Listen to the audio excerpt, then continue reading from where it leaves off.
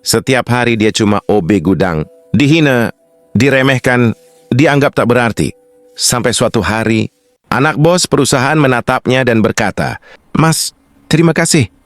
Dan sejak saat itu, hidupnya mulai berubah.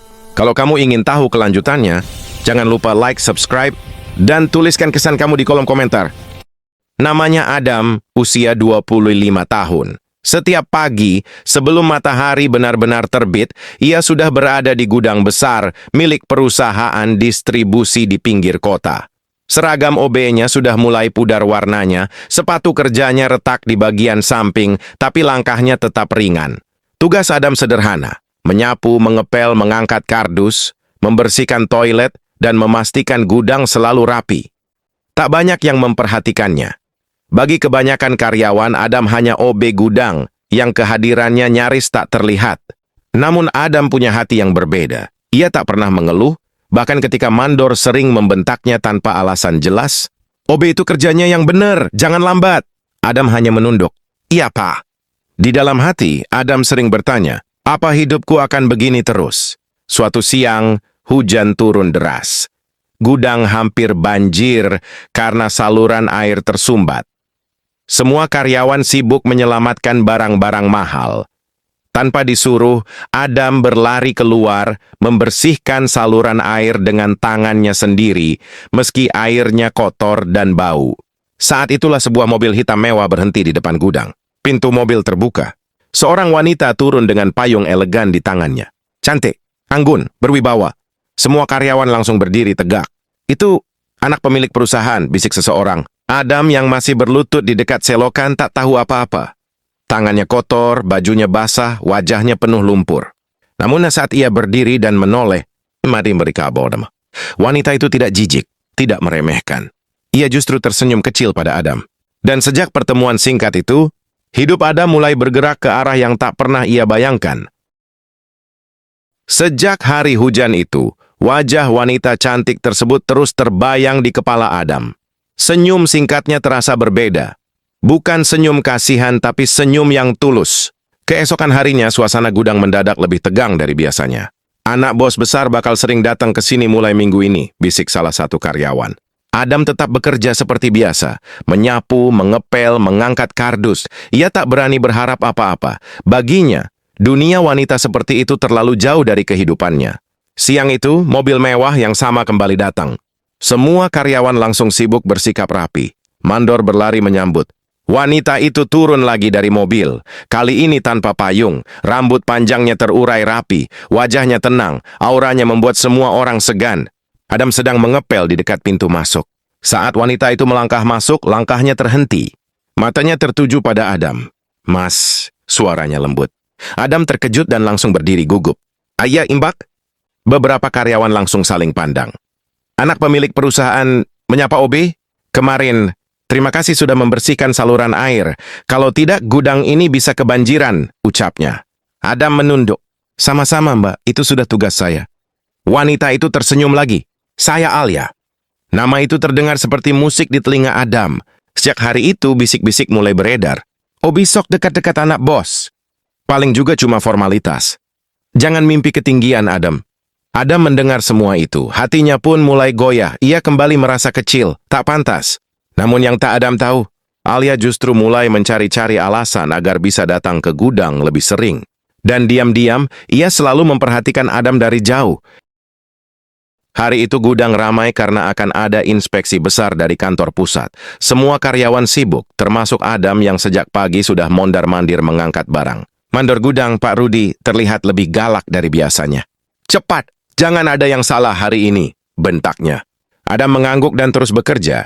Tak lama kemudian, Alia datang bersama beberapa manajer perusahaan. Penampilannya elegan seperti biasa, namun kali ini ekspresinya lebih serius. Para karyawan langsung berdiri rapi. Adam tetap fokus menyusun kardus di sudut gudang. Tiba-tiba terdengar suara keras. "Adam!"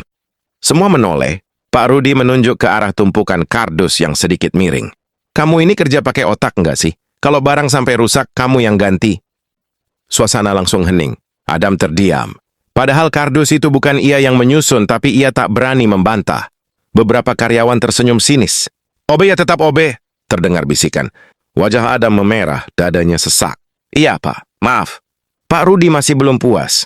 Kamu pikir cuma karena kenal sedikit sama Mbak Alia, kamu bisa seenaknya?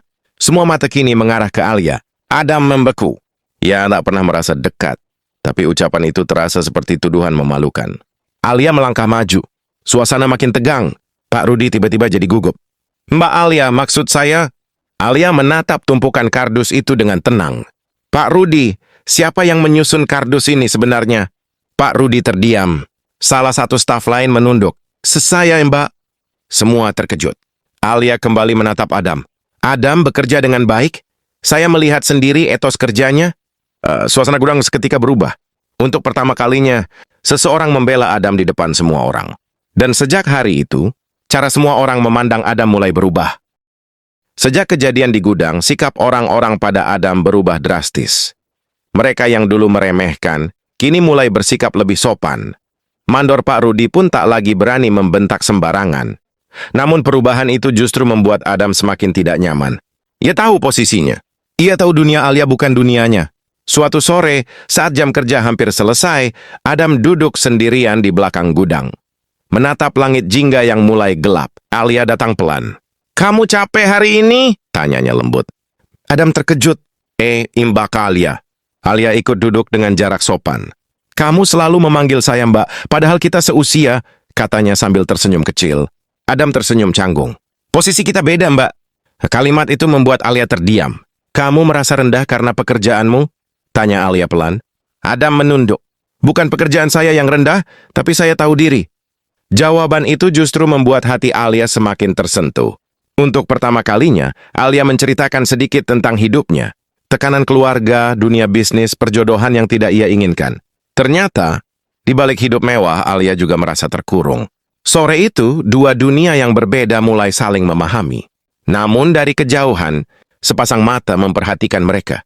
Seseorang yang tidak senang melihat kedekatan itu. Keesokan harinya, suasana gudang mendadak tegang. Adam dipanggil ke kantor pusat. Bukan ke ruang mandor, tapi ke ruang direktur. Tangannya dingin saat mengetuk pintu. Masuk. Di dalam ruangan itu duduk seorang pria paruh baya berwibawa, ayah Alia. Di sampingnya, Alia. Adam langsung menunduk. Maaf Pak, kalau saya ada salah. Duduk Adam, potong sang direktur dengan suara tenang. Adam menurut, jantungnya berdebar. Saya sudah lama memperhatikan kamu, lanjut pria itu. Bukan karena kamu dekat dengan anak saya, tapi karena laporan kerja kamu selalu bersih. Kamu jujur. Kamu pekerja keras. Adam terdiam. Direktur membuka sebuah map. Kamu lulusan SMK akuntansi, kenapa bekerja jadi OB? Adam menjawab jujur. Orang tua saya sakit, Pak. Saya harus cepat kerja. Ruangan Henning. Alia menunduk, matanya berkaca-kaca. Direktur menarik napas panjang. Perusahaan ini butuh orang seperti kamu. Adam mengangkat kepala, tak percaya. Saya beri kamu kesempatan. Mulai minggu depan kamu ikut pelatihan staf administrasi.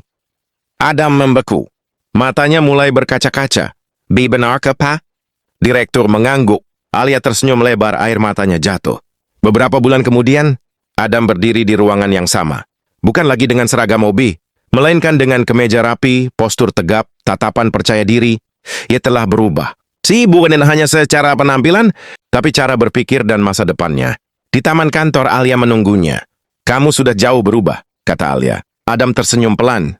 Bukan karena saya bertemu wanita kaya, tapi karena saya bertemu seseorang yang percaya pada saya. Alia menatapnya, haru. Dan untuk pertama kalinya, jarak antara mereka benar-benar hilang. Bukan karena status, bukan karena harta, tapi karena perjuangan. Tamat.